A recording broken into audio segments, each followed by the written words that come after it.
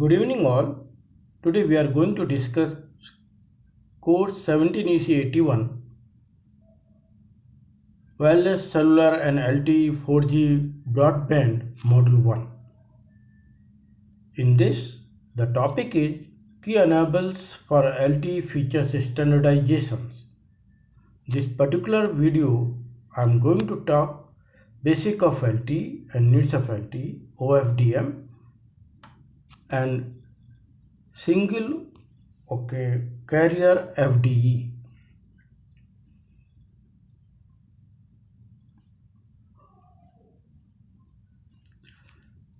What are the key enablers for LTE? There are 6 mainly we are going to discuss. One is OFDM, orthogonal frequency division multiplexing. Second one is single carrier frequency domain equalizations and SCFDMA. Third, very important key enables is channel dependent multi-user resource scheduling. Fourth is multi-antenna technique. This is demand needs of the system, needs of the world, that they require multi-antenna at the transmitting and receiving end. What technique to be used? IP-based flat network architecture. It has been introduced in. It was started into getting introduced in release 6 before release 6 itself. LTE network architecture also. OFDM that I told. OFDM is nothing but is a spatially efficient version of multi-carrier modulations and also provide elegant solution for multipath interference. So modulations, it's very important, which is being the carrier is getting modulated with the multiplex channels. So here in this we are going to discuss OFDM. What it does, it is reduce computational complexity, because if we are using some of modulation technique and if it is taking much time, complications is there, definitely it will be a cost as well as time will be more. So OFDM can be easily implemented using fast Fourier transform, FFT, IFFT, and the computational requirement grow only slightly faster than linearly with data rate or bandwidth. The computational complexity of the OFDM can be shown 0.1 B log BT, where B is the bandwidth and BT is the delay spread.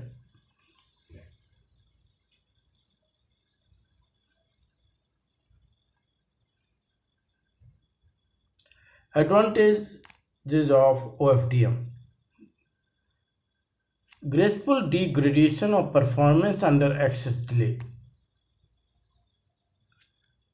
The performance of FDM system degrade gracefully in the delay spread exceed the value designed for. Greater coding and low constellation sizes can be used to provide fallback rates and that are significantly more robust against delay spread technology.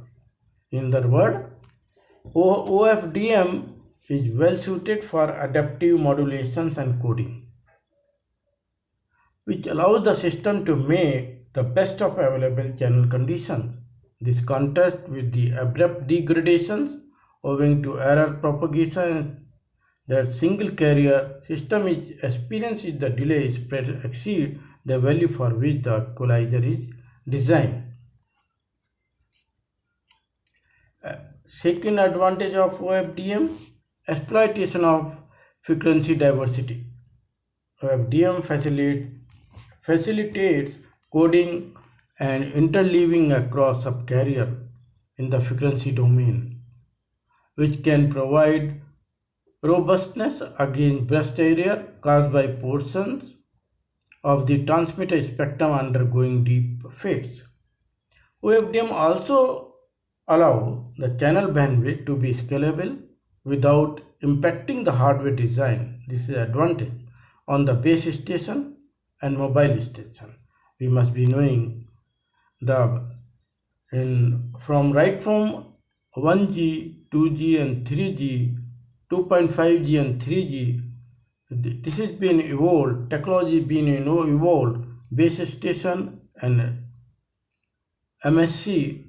There are many technologies being developed that allows in LTE to be deployed in a variety of spectrum allocation and different channel bandwidth. Next advantage, enable sufficient multi-access scheme. OFDM can be used as a multi-access scheme by partitioning the different subcarriers among multiple users.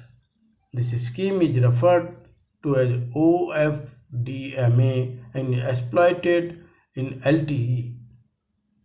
So if it comes to, we say that FDMA, okay, orthogonal that is there, but if we come to FDMA, we have to, our mind goes immediately to 1G system of modem, evolution of the mobile technology, where we are using AMPS, where the frequency carrier also will be using the spectrum, directly spectrum of the frequency, as well as channels also is a part of the frequency spectrum.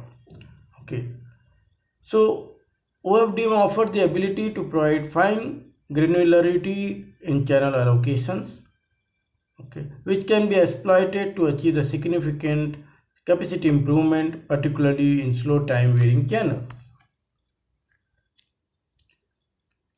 Next advantage is robust against narrowband interference, where we must be having a narrowband, okay, for that how exactly to be taken care.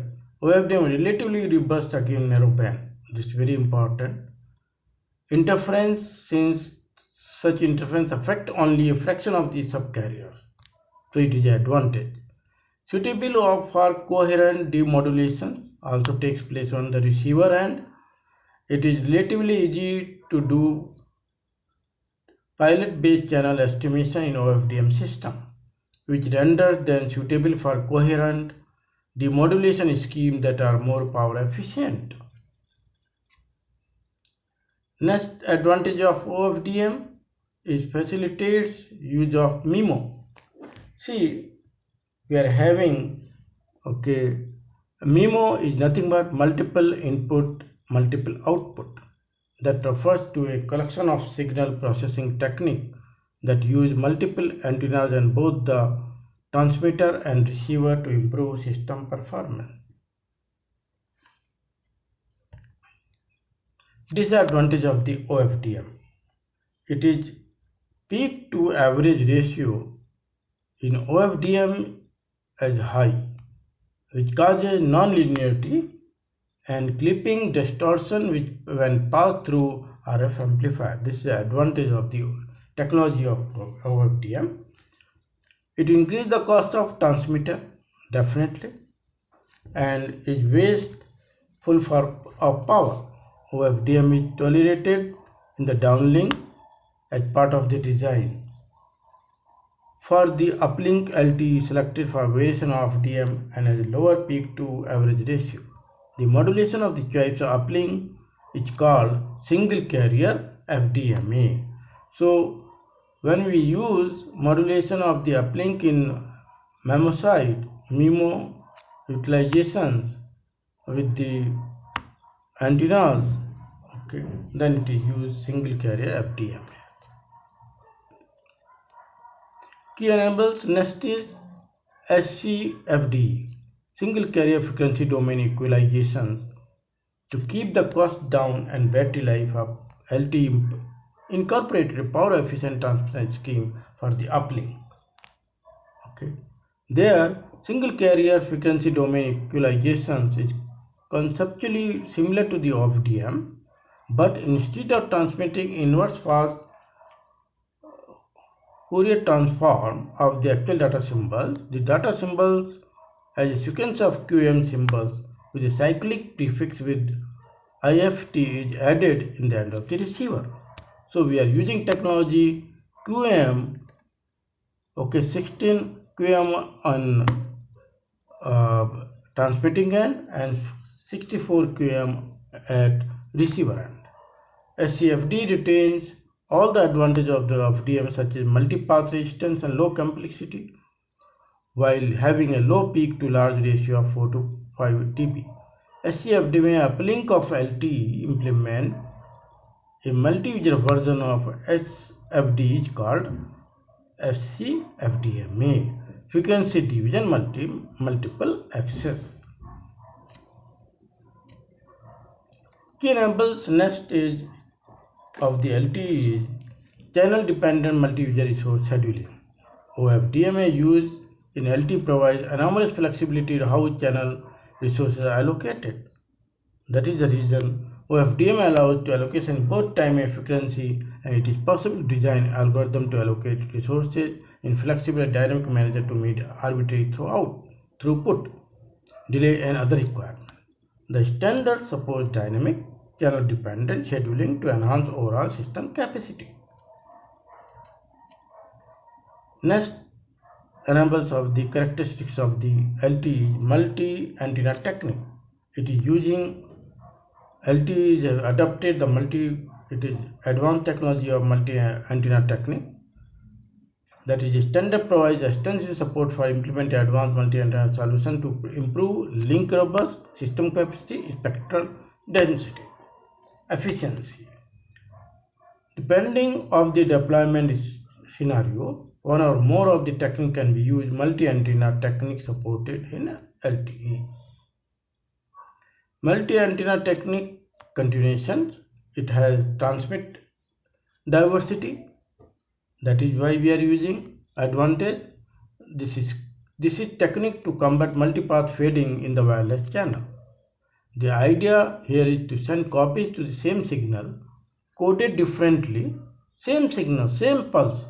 We are sending transmitting from the various antennas connected to the transmitting end over multiple transmit antennas. LTE transmit diversity is based on a space frequency block coding technique complemented with frequency shift time diversity when 4 transmit antenna is used. LTE is using 4 transmit antenna transmit end and receiver end.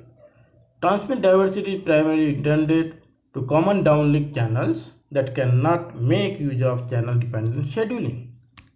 It also improved the low data rate transmissions as in VoIP, voice over internet protocol. These are additional things we have used in LTE. A transmit diversity increases system capacity and self-managing also. Beamforming, multi-antenna technique, we have to use beamforming. Multiple antennas LTE also use transmit the same signal appropriately weighted for each antenna element such that the effect is on to focus of transmit beam in the direction of receiver and away from the interference, thereby improving the received signal to SI ratio. Beamforming provide significant improvement in coverage range, capacity, reliability and battery life also. It can also be useful in providing angular information for user tracking. LTE supports beamforming in the downlink. Multi-antenna technique next is spatial multiplexing. The idea behind spatial multiplexing is that multiple dependent stream can be transmitted in parallel over multiple internals and can be separated at the receiver end through appropriate signal processing. It can be done as long as multipath channel as seen by the different antennas are sufficiently decorrelated, would be the case of scattering. That That's all. Thank you very much. The end of first video of my this subject.